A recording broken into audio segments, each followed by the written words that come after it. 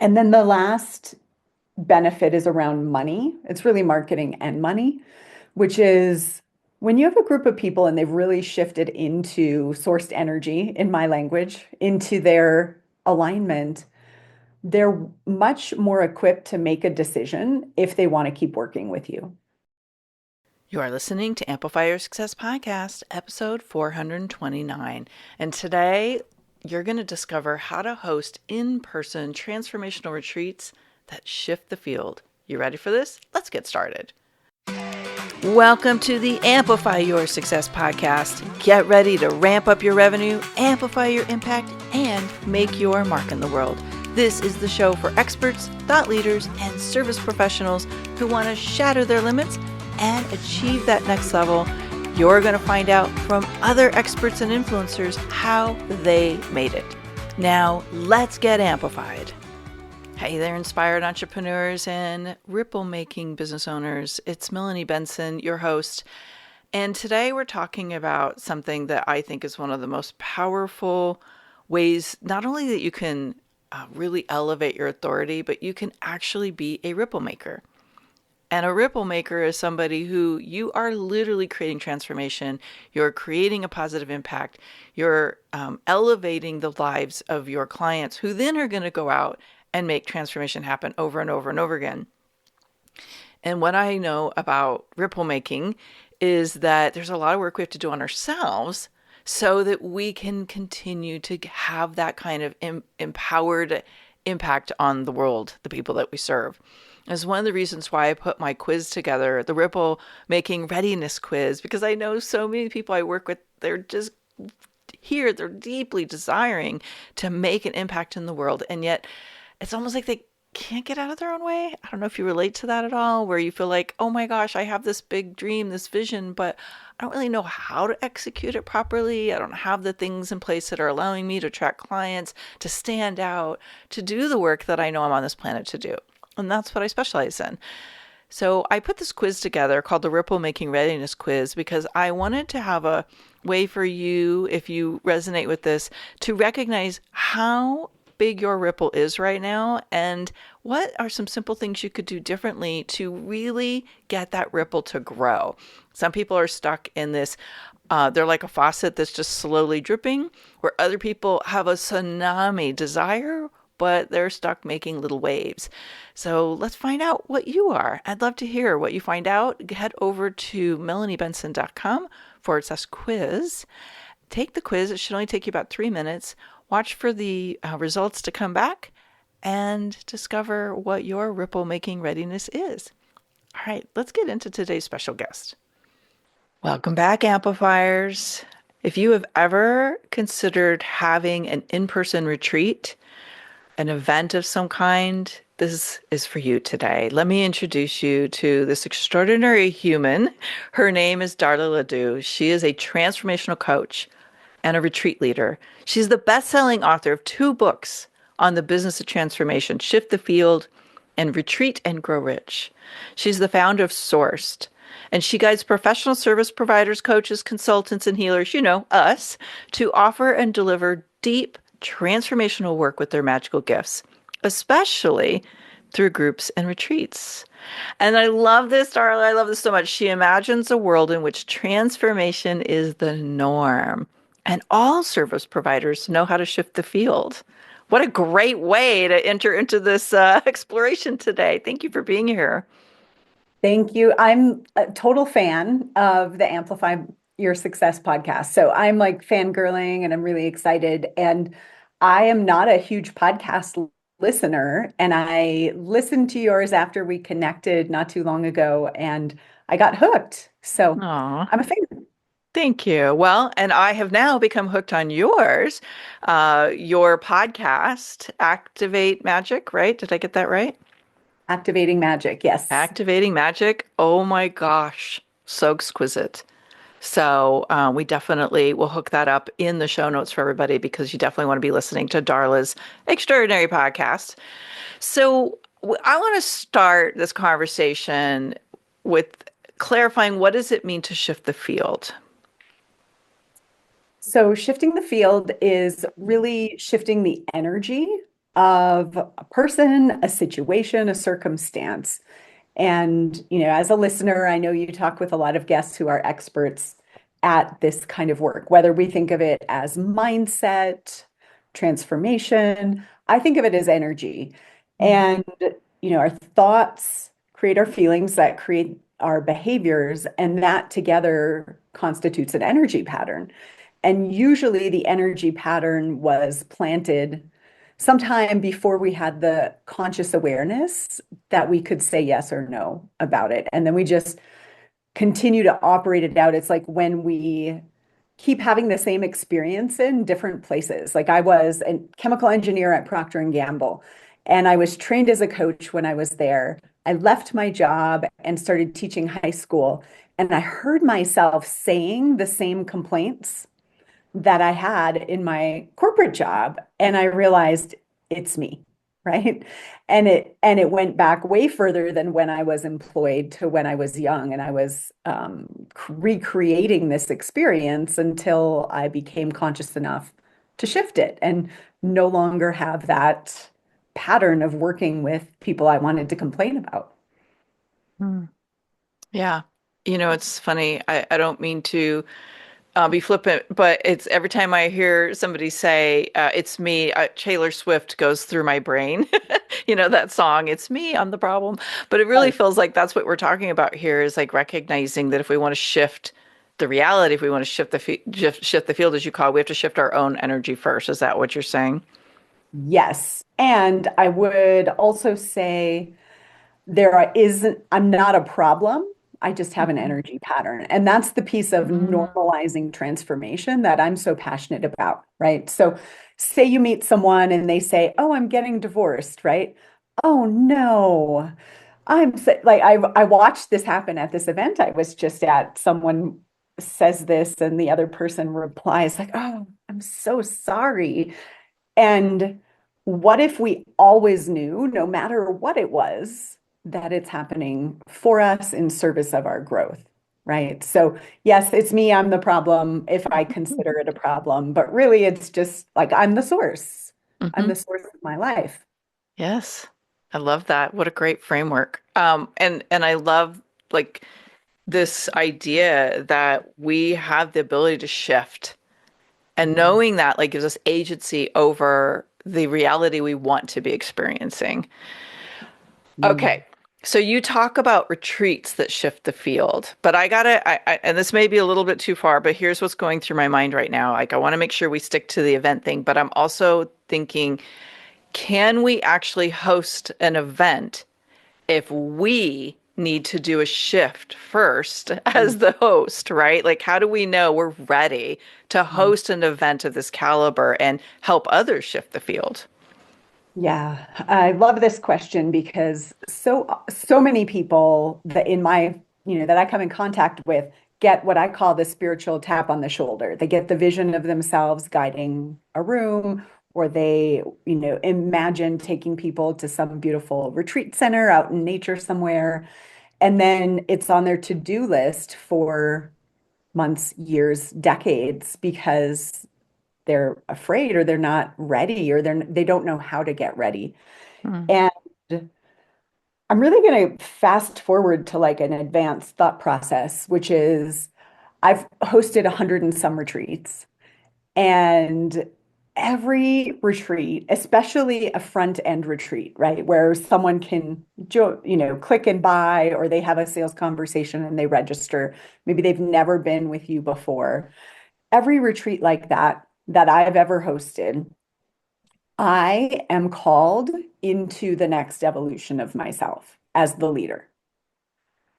And so what I find is when people think it's something to do that they can cross off their to-do list, like host retreat, check, they're not really present to how energy works, right? As the leader, my energy being alive, and I call it sourced energy, when we're really tapped in and our everything feels alive and we're moving toward, whatever is calling to us, but we're actively present and moving with our intuition. That's so magnetic. That's what has people register. people want the transformation that you just had, and that's what draws them in. And that doesn't make that any better or more evolved than when you're in a stuck moment, right? When life is happening and you are not responding from sourced energy. It doesn't mean one's not better or worse. But when you decide to host something that's transformational like that, that's really going to shift your client's energy, you're going to go through the shift first at some level. And I don't think people talk about that enough. Hmm. I love that you're bringing this into our awareness, though, because, and again, that this could go a lot of different directions because you and I've been in this business long enough to know that we can have an intention to have a powerful retreat. We can host an event. And oftentimes, we have to really step into that energy to host the event, and things will change and things move and expectations. And, like this is always moving, right? And like what actually happens sometimes is people have the intention, but it doesn't come to fruition the way they imagined. Um, why, what are some of the benefits? Like, what are some of the reasons why we might want to host an in-person retreat these days? Yeah, and I want to distinguish for me, a retreat is any multi-day experience designed to create a new awareness that has us show up and interact differently with life. So that's Mm, my definition of a retreat. So it love doesn't that. have to be in a fancy luxury retreat center on Maui. It doesn't have to have, singing bowls and, meditation experts, though it could, definitely. But it really is, it's designed with a transformational intent. And the reason I am really fanatical about people doing this, if they're called, right? Their soul is called, is well, one of the reasons is what I said, it's going to transform you. Like I've become a more aligned person every single year because this is my lifestyle. But it's also so incredibly clarifying. So you don't need 100 people in a room. You don't need 50 people in a room. It could be six people in your living room or a, co-working space down the street. But why it's important is I know you're a fan of human design. I've listened to your guest on Gene Keys, and um, so often we think that we're going to sit at home alone I did this a lot in the beginning with my flip chart and my post-it notes and my fun colored markers, fresh trip to the office store, and create my messaging and create my offers and be able to articulate my magic while I'm home alone. And my human design isn't lit up by that, right? For me, I have an open throat, for example. And so the things I say on retreat, I would never think to say sitting home alone because I'm in response to the people in the room. So if you can have the sales skills, right? We got to have basic sales skills and help enroll people in their transformation, enroll people in what's possible. Because the work of transformation is edgy and it can be tender and challenging. And so we have to have the skill to enroll people in that. And we bring people into the room, we're going to find ourselves saying things. People are going to ask questions that will be so clarifying that then we can create our lighthouse message Mm, from knowing, oh, this is what actually showed up with people. So that's my passion around it. I think it's so much easier to enroll six people. I'm saying six, but like I love 12 to 16 personally.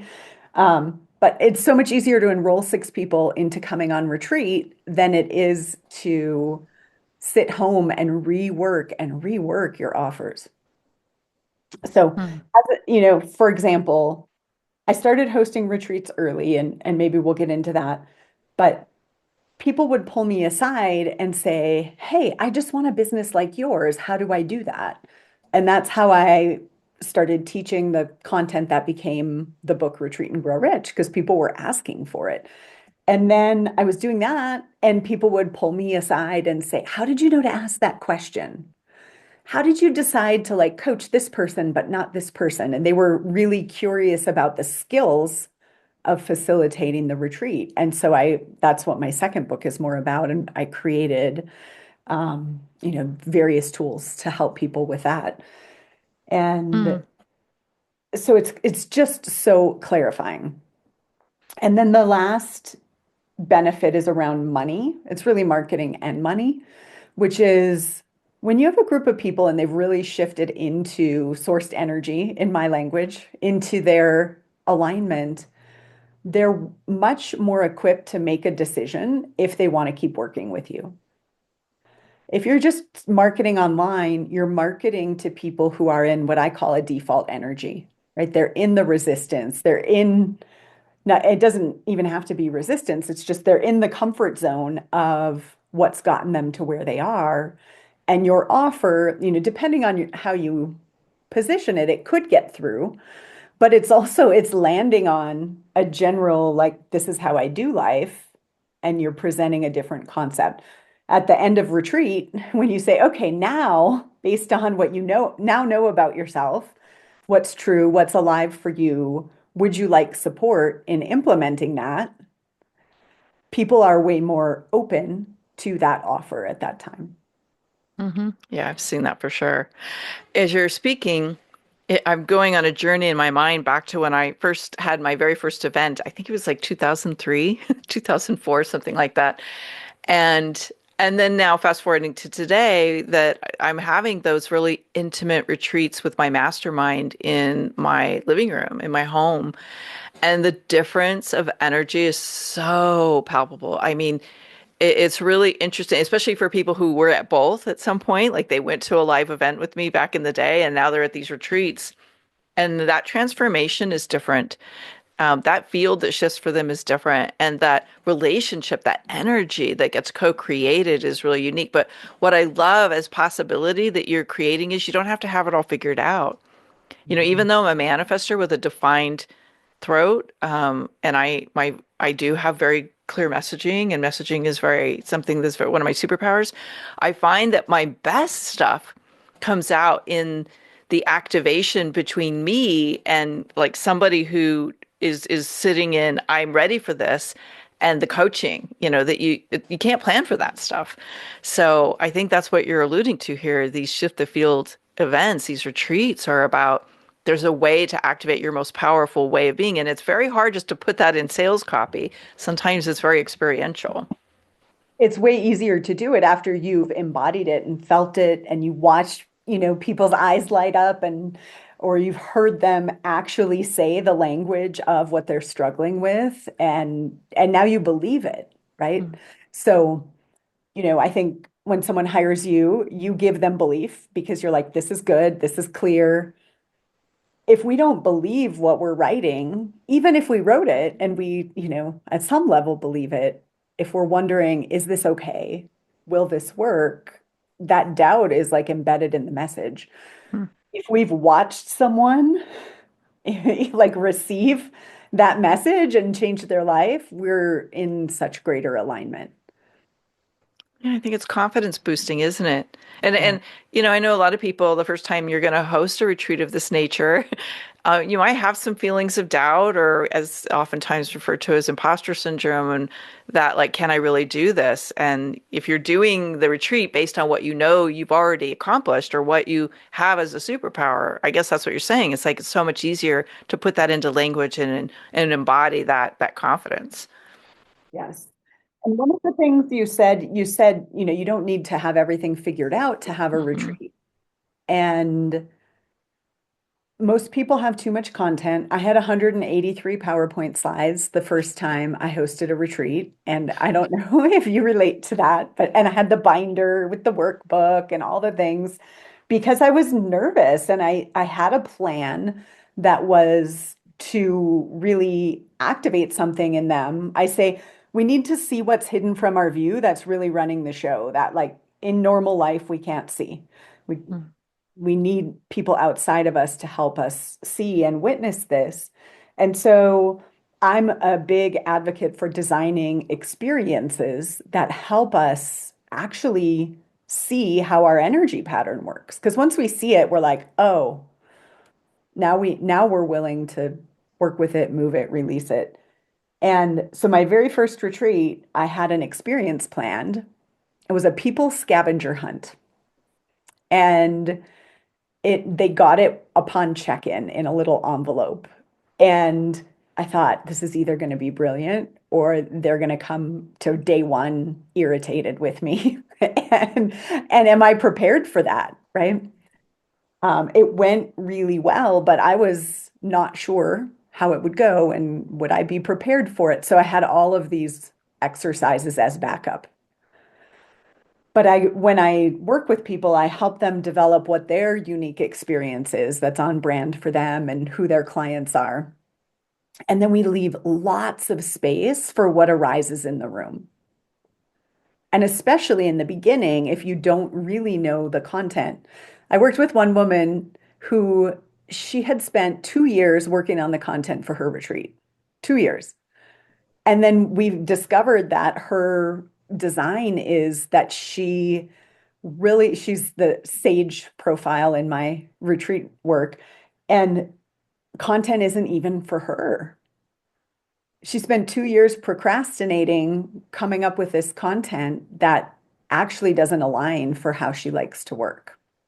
So we need to leave a lot of space for that. Like you said, the coaching in the room and trusting that source. This is my spiritual side. That source has delivered the perfect people who will ask the perfect questions, and that it's a co-creation amongst the souls that are there, and it's always working out. I love that. It is always working out.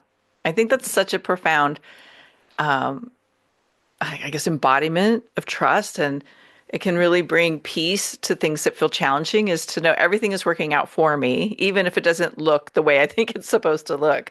And that is a very freeing mindset shift, if you will. That's the way I would think of it.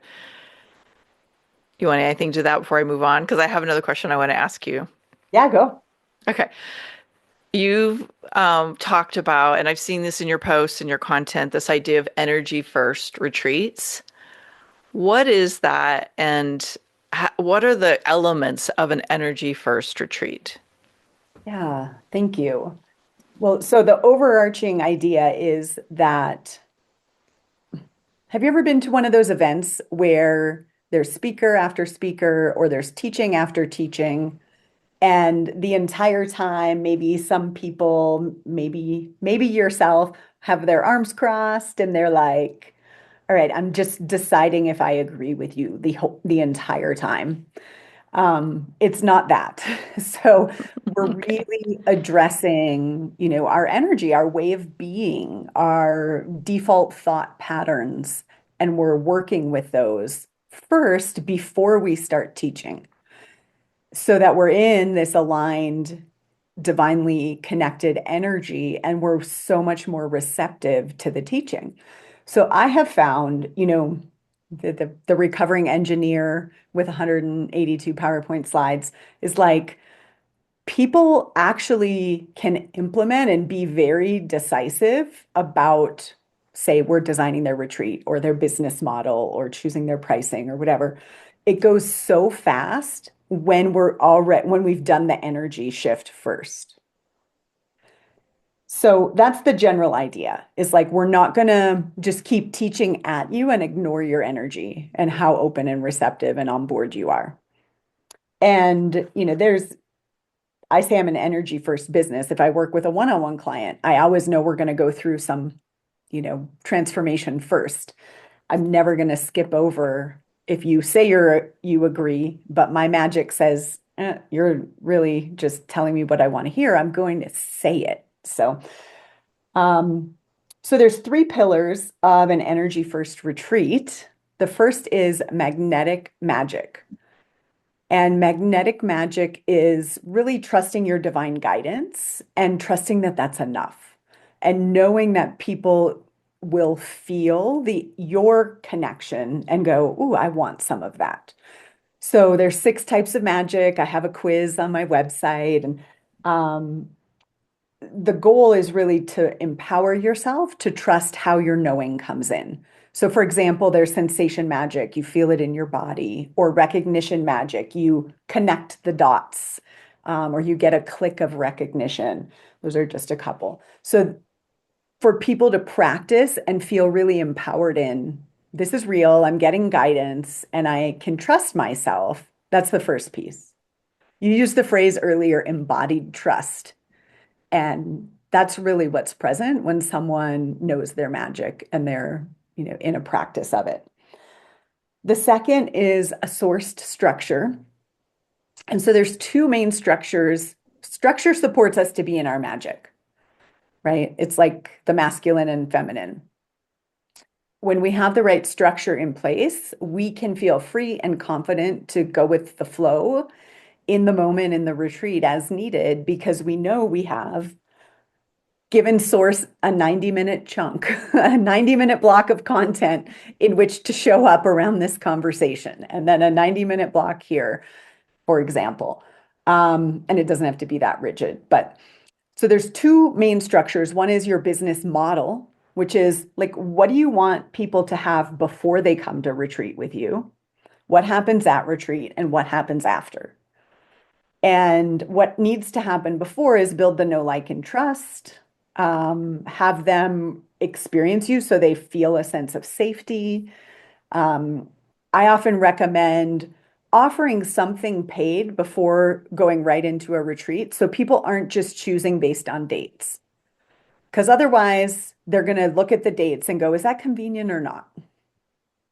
Melanie, I'm sure you've had the experience of something being really inconvenient, but sorting out how to be there anyway when it was a soul yes, right? Oh, yes, totally. It's that energetic pull is greater than something being inconvenient. Yes. Yeah. So you want to give them enough before saying, hey, come to my retreat, that they can feel if they have that pull. And then the real juice is in the integration after the retreat because people are now in an aligned energy. They know who they are. They've said like a soul yes to themselves. They've made some courageous decisions during retreat. And so now they're ready to go home, but they need support because, I just got back from travel for an event, right? And it's like, ooh, I'm not in the same vibration as before I went. And so what does that mean in my life? What do I need to do to make change and to implement the things I decided?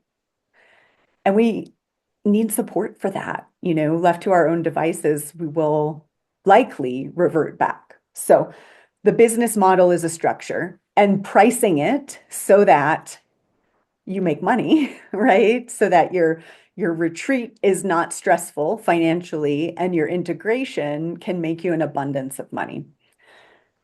And then the second structure is the flow of the actual retreat. So for the majority of my clients, I recommend 3 days domestic. It can be down the street it can be in your living room. Some people it is aligned to travel, but for a lot of people, it doesn't have to be so complicated. And the flow is designing in, I have two anchor experiences that I recommend everybody design. And it's custom to your expertise, but it's like there's a day one and a day three that are really intentional to create this flow that shifts the field. So those are the two structures, your business model and then your retreat agenda. And then the third pillar is what I call your truth toolkit. And that's, people come with all different kinds of training and come and work with me.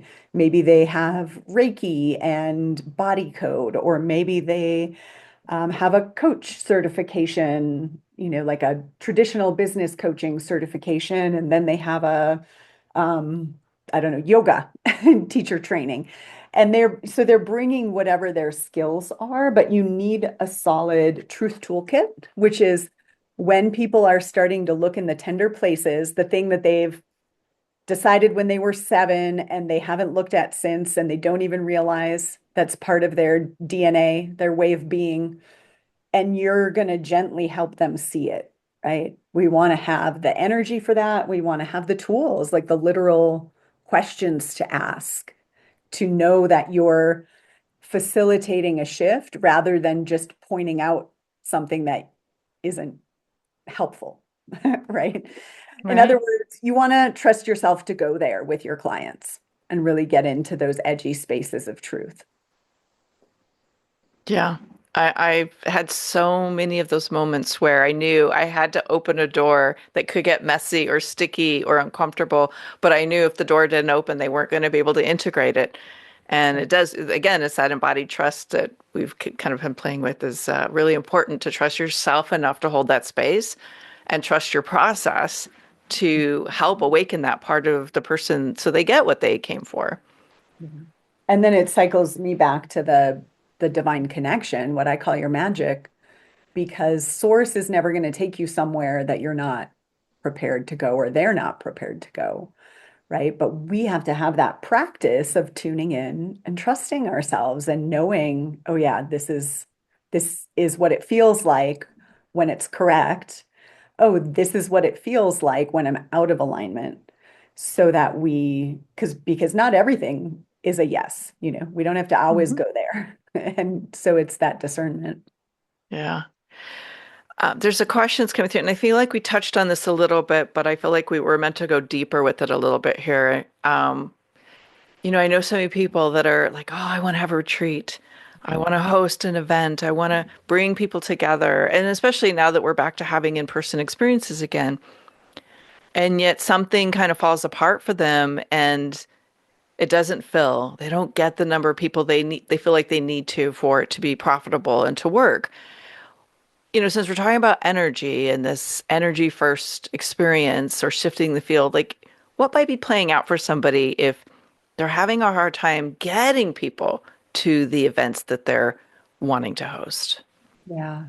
If I were talking with someone, I would find out a little more about their experience with selling transformation. Mm, And because sometimes people are selling information, which is totally great and valid. We're training you how to do something. Maybe you have a group program, which has 8 modules that are going to help you develop your brand, for example. And then you add a retreat, and the retreat, because of and this is, I'm speaking specifically to people who know they're intuitive, they have a magic, like the truth is their jam.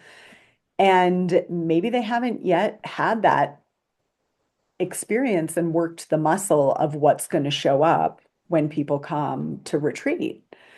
And so in their mind, they're thinking, I've seen all the things, right? Oh, I have this I did this. I hired Liz Gilbert for one of my events. It was a bigger event, but I had her come and she facilitated like a 3-hour workshop. And I was like, oh, this is going to be so easy to sell. It's Liz Gilbert and author of Eat, Pray, Love, if anybody doesn't know. Um, and it wasn't easy to sell, right? Because I was giving my power to Liz Gilbert rather than selling me. It was actually a lot harder than when I'm selling myself. interesting. So, there's all of these dynamics that can show up. I'm going to get the fancy venue, and then people will want to come. Everybody wants to go to Costa Rica, of course, right? And so they make a pretty page and put the pictures and talk about the the environment or whatever it is that they're thinking is more saleable than them and their magic. And it gets a little funky. And then people send emails and they make social media posts and they think that that's going to fill it. And I've, again, hosted over 100 retreats. I could probably count on my hands the tickets I've sold from making a post. Like it seems like obviously people are going to look at this and want to come. But when it's transformational, basically they're saying yes to, I'm going to see some shit that's going to change my life. And something's going to be disrupted in this process, maybe big, maybe small, but something. And they want a conversation, they want to feel your energy, they want to feel a sense of safety around it, they want to know that you're honoring the sacredness of their journey versus, oh, I've got this beautiful hotel and everybody should want to come. Well, you just explained why my 2009 mega event at the Ritz-Carlton bombed. If I only knew you then. Well, and I'm Yes, it's so curious, true. you talked about the big event versus the intimate retreat and how Hmm. different it is now. And I would imagine some of that is you're different, Yes. and some of it is trusting the embodied trust. Yes. Yes, there's so many reasons that event did not unfold as I intended. It was all perfect. As you said, everything is working out for us. It was all divinely perfect. And honestly, I love retreats. I love the intimacy. I love what happens in them. And it's so much more aligned with who I am and the leader and the transformational catalyst that I've become. It's exquisite.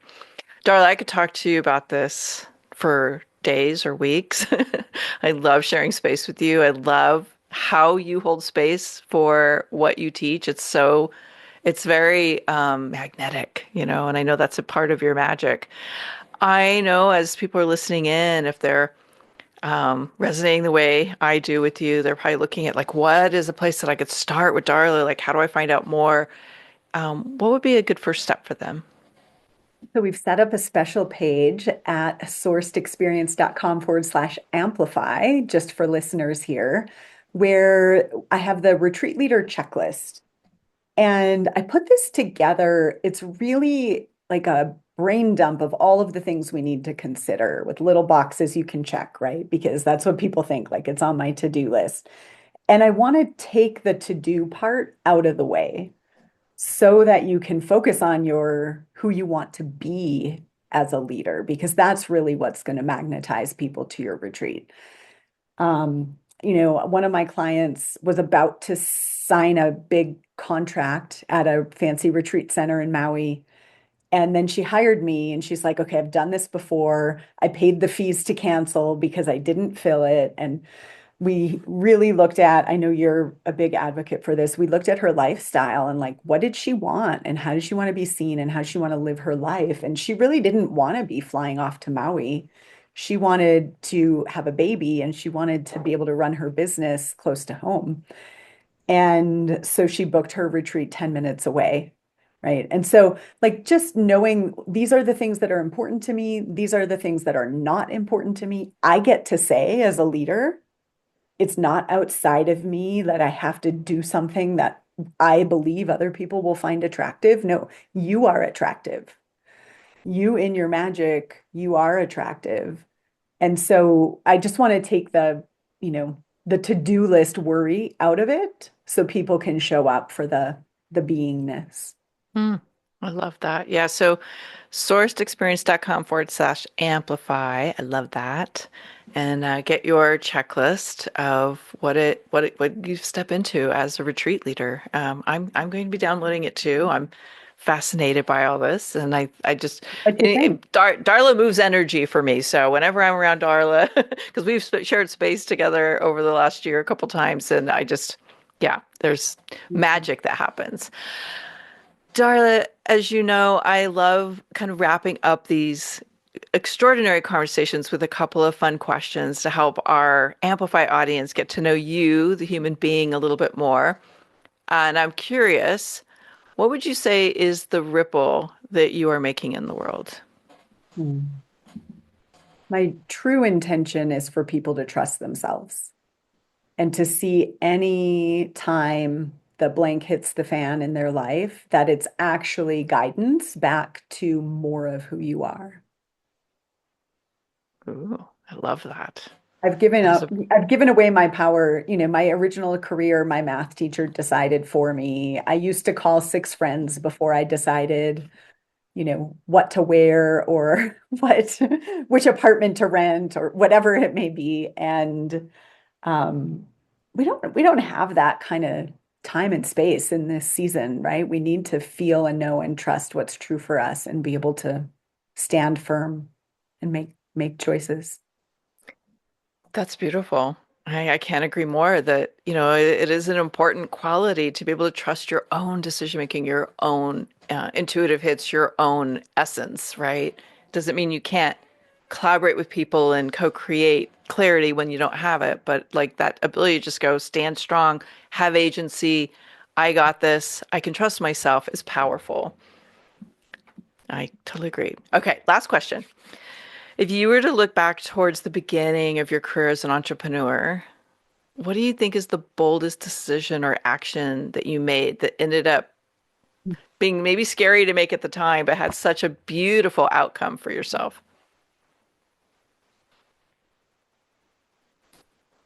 I don't think there's one that's the most bold. Leaving my career as a chemical engineer to become a life coach felt like I might die and it might be amazing. And it's been amazing, but I didn't know.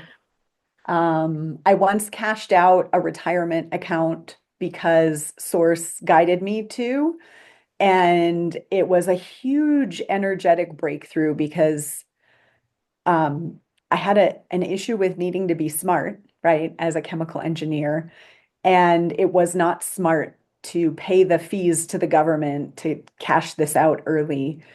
And once I did, I received back that amount of money and then some in a new job with a raise. And then I got a severance package. My company got bought, I got sold, I got a whole bunch of money within a very short period of time after following that guidance. So that was a little crazy.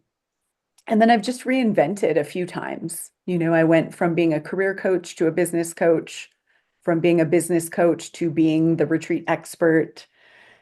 I was divinely guided the year before COVID to shift into a more general message. And that felt kind of crazy because everything was working. I had a Facebook ad funnel set up to my retreat about retreats, and but it felt complete. And now circling back to reopening that after a season of really developing the work on trusting yourself and your magic, I'm in that reinvention again.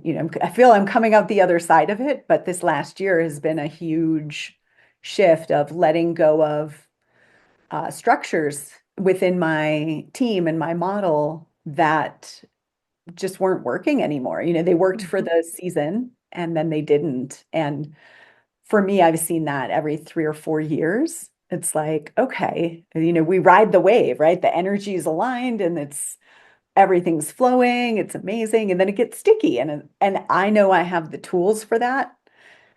And my goal is that others have the tools for that too, because we're going to bump up against stuff. Mm-hmm. Yeah, I always think of that because find myself in that every like 5 to 7 year arc of integrating a new component. Like, oh, I guess we're evolving over here now, and I'm experiencing some of that right now. So I think of them as integrations, and I love watching this journey with you and seeing you. And maybe from the outside, it's more graceful than it is on the inside. But I just think that allowing rather than resisting is a very powerful leadership quality that we can hold space for people who maybe don't have the same tools. And it's like, yeah, it's okay. We all go through it. We're going through it. Absolutely. Yeah. Absolutely. Darla, thank you so much for being here. Thank you for bringing this magic to us here in the Amplify community. And again, my friends, if you're listening in, Darla is an extraordinary human. She does amazing things with these retreats. And even if you don't know if you're ready right now, I encourage you to just go download her tool, be with it. You never know what spark's going to ignite. So thank you, Darla. Thank you, Melanie. This is so fun. Thank you for doing this podcast. I just love it. I'm glad. Thank you. Thanks for tuning in today, Amplifier. We're going to keep this conversation going, and I want to hear from you how you're going to amplify your authority and make a greater impact. Before you go, please take a minute to give our show and our guests some love over on your favorite podcasting platform. Subscribe, rate, and review. Leave your full name, and I'll spotlight you and your authority on social media.